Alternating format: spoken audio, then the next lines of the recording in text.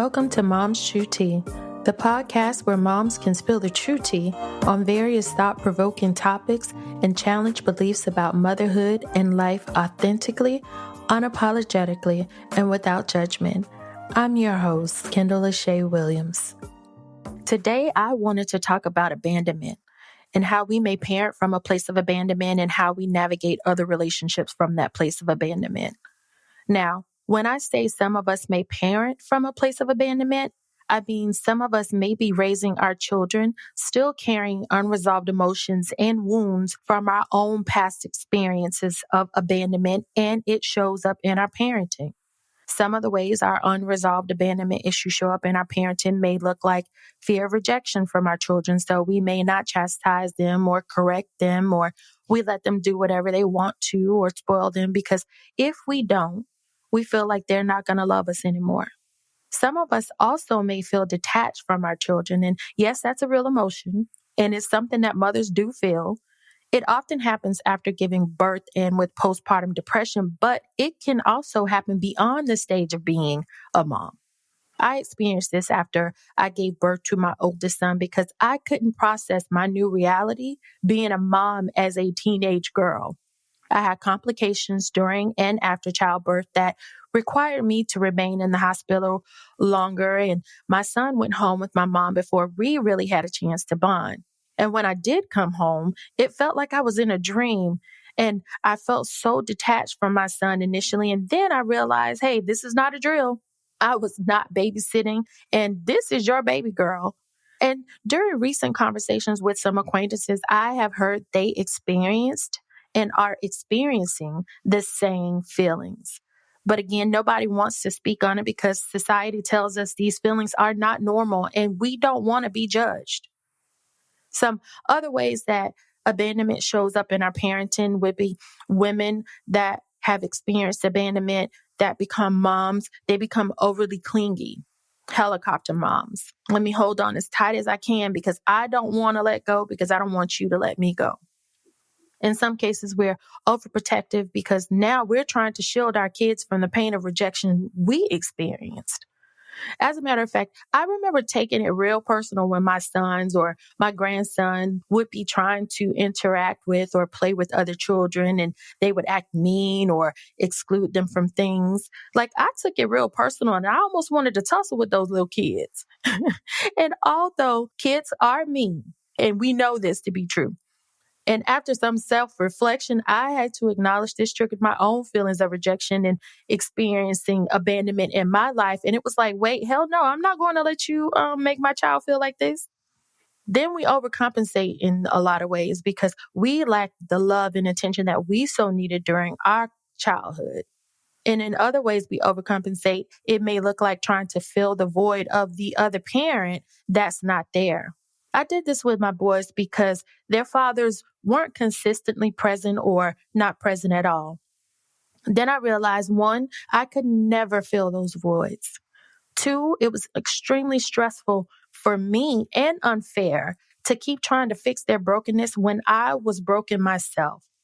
And I was trying to pick up broken pieces that I didn't break, all while their dads moved freely around the cabin. Now, I do feel it necessary to mention that some fathers aren't present because some women try to use their children as ransom to control how they show up in their kids' lives. And when they refuse to be controlled, they're sometimes forced to not be present. Now, I'm not some of those women because I refused to try to force a man to be in my kids' lives. But this forced abandonment doesn't need to be overlooked. Other ways abandonment shows up in parenting is distrust. We don't trust our children. We don't trust them to make good decisions. We don't trust them to make their own decisions either. So we try to control them. And then there's parenting with manipulation, meaning we play on the feelings and emotions of our children to control them and hold them responsible for giving us that love and affection we are so desperate for. Now, all of these behaviors are results of our experiences as children being both physically and emotionally abandoned by those we really love. And both forms of abandonment are equally impactful and are harmful to our emotions and our lives. But I think we tend to focus on physical abandonment far more than emotional. And oftentimes emotional abandonment is far worse. How? Because with emotional abandonment, you can have someone physically present, but they're completely void of emotions. They can be abusive, lack affection, show no love, and are completely void of the intimate connection we all need and want as children. I used to imagine living in a two-parent home after my parents divorced for like the second time, and I thought that would heal my brokenness, but then I would see or hear the experiences of others in two-parent homes where a parent or parents were both physically there, but they were so disconnected. It would have been better if they were not physically present. But let's not disregard that both forms of abandonment are equally traumatic and play a major role in how we navigate in our relationships with not only our children as parents, but also into our adult lives. So let's unpack how unresolved abandonment issues show up in our adult lives. It shows up in ways like we try to rationalize why someone left us or rejected us. We get attached prematurely. We overplay our parts in people's lives. I mean, I get sometimes this is who we are genuinely. And then there's detachment. We don't let people get too close because we can't afford to be abandoned again or rejected. So we push you away or we leave you before you leave us. We even abandon people who are genuinely there for us without reason. Then there's perfection because we feel that maybe we did something that was so wrong or imperfect that drove that person to abandon us. Because if I appear as perfect and I keep things around me perfect, then I'll be loved or they won't leave. Sometimes we value quantity relationships over quality relationships because we feel like a lot of friends mean lots of love. We don't want to be alone or lonely, and we feel like this is a form of validation. Some of us are hyper independent because we don't trust that we can rely on anyone because we've been let down too many times and people haven't shown up for us. And it also gives us a sense of control. We stay in toxic relationships. Some of us struggle with addiction. Then some of us prioritize the needs of everyone else but ourselves. Then we're fixers because if I fix everything all the time, that means that I'm always needed. So you can't leave me. But then we become enablers. Then we're easily manipulated or we become manipulators ourselves. Easily manipulated by takers and narcissists because they're drawn to us. They know we will tolerate their toxic behaviors because we don't want to be abandoned. And that we can be manipulated also because we always want to trust that people love us the way that we love them. And then we become manipulators as it relates to a place of using our abandonment as ways to control others.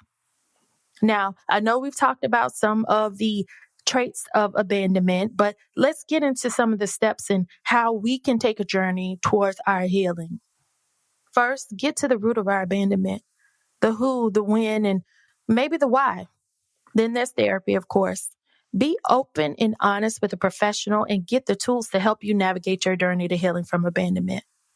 Be honest with yourself and others that you can trust about your experiences with abandonment. What are your triggers and how and why you respond the way that you do when you feel or see these different things.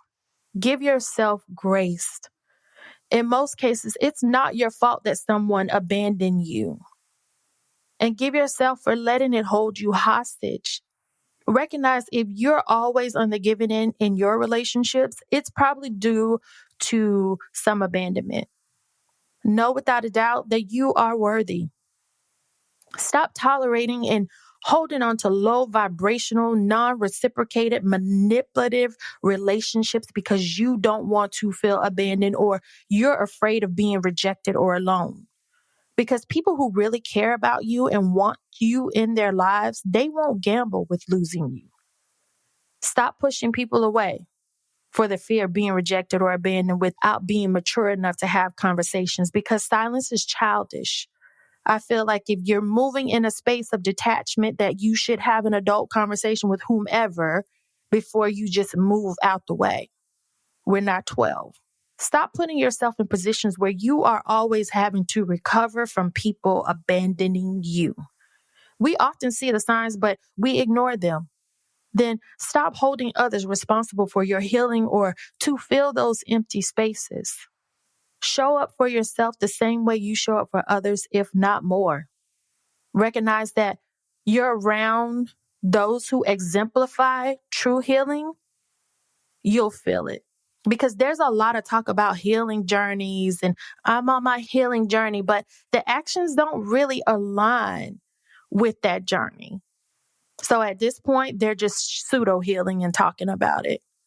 Accept departures as sometimes necessary and for your protection. This is not easy to accept.